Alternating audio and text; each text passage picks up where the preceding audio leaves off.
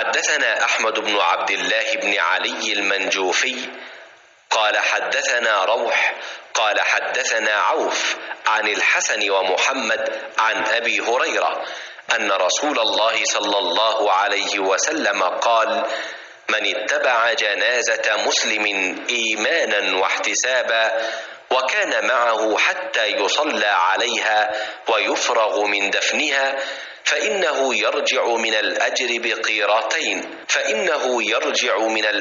بقيراطين كل قيراط مثل أحد، ومن صلى عليها ثم رجع قبل أن تدفن فإنه يرجع بقيراط।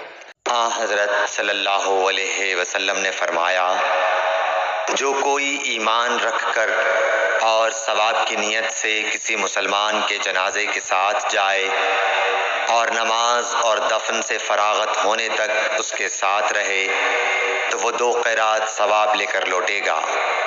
हर क़िरात इतना बड़ा होगा जैसे ओहद का पहाड़।